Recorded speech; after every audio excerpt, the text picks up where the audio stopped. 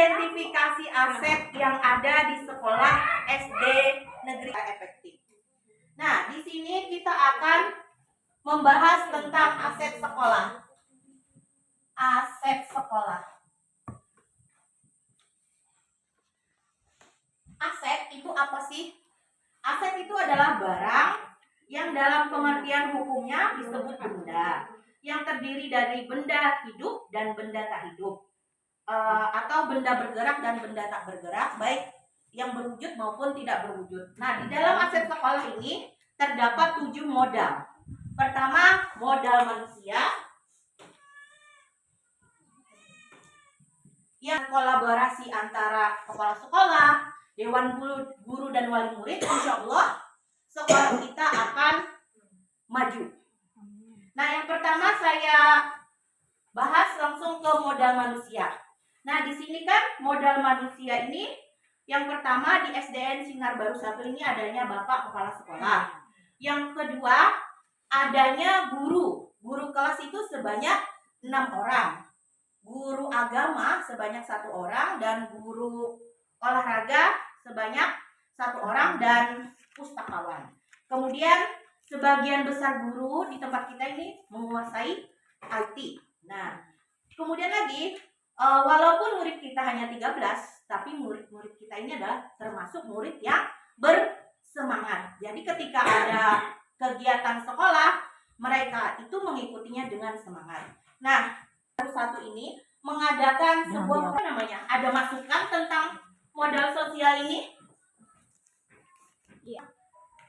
Menurut saya modal sosial itu adanya guru yang menjadi pengurus PGRI, kemudian peran serta semua guru dalam kegiatan KKG. Oh iya, di sini kan benar sekali. Iya. Adanya guru yang menjadi pengurus PGRI ini adanya Ibu Sumiati selaku anggota PGRI. Nah, kemudian peran serta kita semua dalam kegiatan KKG, baik itu kelas rendah maupun kelas tinggi. Terima kasih. Apakah ada ibu-ibu sekalian atau bapak ibu? Silakan Ibu Ipit. Ya, di sini saya akan coba menyampaikan tentang modal fisik, yaitu adanya ruang belajar yang nyaman. Ya. Kedua, adanya perpustakaan mini, walaupun perpustakaannya kada besar ya, pastinya kan anak-anak bisa untuk membaca. Adanya halaman sekolah yang luas. Untuk jumlah yang 13 mungkin cukup luas halaman kita untuk bermain. Terima kasih Ibu Teman, benar sekali. Walaupun hanya terdapat 4 rombel, alhamdulillah kondisi fisik rombel kita ini masih baguslah dikategorikan. Kemudian perpustakaan mini. Nah, itu memancing anak untuk melatih membaca dan berinteraksi. Nah, kemudian halaman sekolah yang luas, ya betul. Kalau menurut saya modal lingkungan itu yaitu pertama mudah diakses dulu. Oke. Yang kedua kalau di daerah kita ada di daerah sungai. Oh iya, betul sekali. Terima kasih Ibu Dewi. Pertama tadi kata Ibu Dewi mudah diakses, artinya jalan untuk menuju ke sekolah kita nih alhamdulillah ya mudah diakses, walaupun ada beberapa meter yang belum beraspal tapi itu cukuplah masih bagus.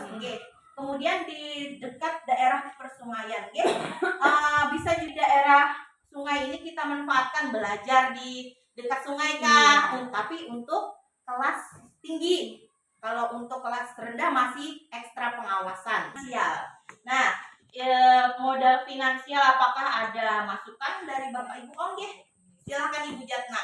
Kalau menurut saya modal finansial subvensi kepala sekolah dan guru setiap ada kegiatan sekolah. Betul. Terima kasih kepala sekolah dan guru setiap ada kegiatan sekolah. Ya, di sini biasanya di sekolah-sekolah besar itu ada iuran juga per bulannya. Tapi di sini kita karena murid kita sedikit juga, jadi setiap ada kegiatan atau seperti 17-an atau hari keagamaan, hari besar keagamaan itu biasanya Bapak Ibu kepala sekolah dan dewan guru itu mengadakan sumbangsi sukarela demi terlaksananya kegiatan tersebut. Nggih. Jadi di sini Politik ini bisa dengan bekerja sama dengan puskesmas setempat Nggih. atau bisa juga bekerja sama dengan kades setempat. Oh, nggih. Nah, benar sekali Ibu Hesti. Nah, untuk modal politik ini kan kerjasama dengan puskesmas seperti biasanya sudah terjalin nih. Kerjasama antara puskesmas, walaupun puskesmasnya jauh, ada bulan-bulan tertentu, biasanya suntik bias atau tes kebugaran. Nah, kebetulan bulan ini bulan ini ada dekat dengan kepala desa ya, Bapak Ipar ya. Mohon bantuannya, nggih. Setuju Bapak Ipar? Siap. Yang mempromosikan ya. Yang terakhir adanya modal agama dan budaya. Siapa Bapak Ibu yang mau mengutarakan pendapatnya? Oke, silakan Ibu Sumi. Ya, terima kasih Bu Gisma atas waktunya.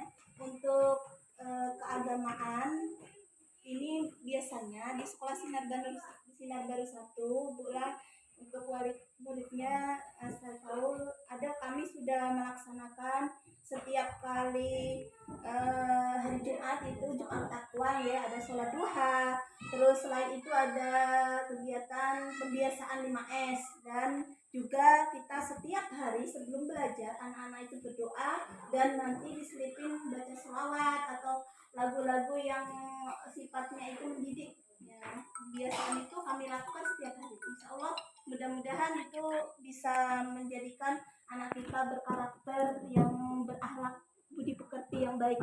Itu aja. Ya, terima kasih Ibu Sumi. Nah, jadi seperti itu itu setiap hari Jumat itu ada Jumat Takwa. Itu anak-anak berlatih berwudu dan sholat duha. Kemudian pembiasaan 5S. Seperti halnya sekarang ini, mohon maaf, sopan santun anak murid itu kepada gurunya memang atau sesama temannya juga sangat rendah.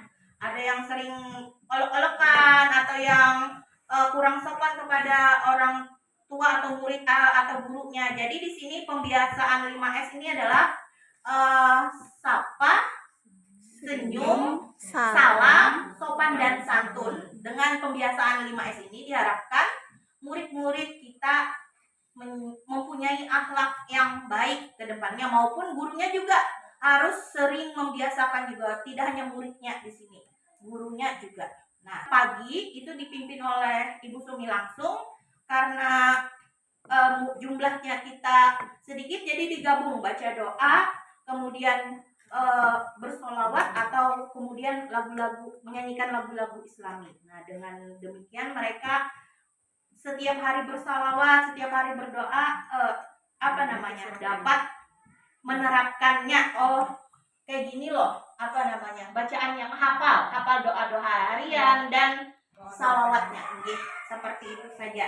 Nah, mendiskusikan aset sekolah, yaitu ada 7 modal, dan kita tadi sudah membahasnya bersama-sama. Semoga dengan kegiatan ini, Bapak Kepala Sekolah, Bapak Ibu Dewan Guru dan staf, serta wali murid sekalian dapat berkolaborasi atau bekerja sama demi kemajuan SD Negeri Sinar Baru 1.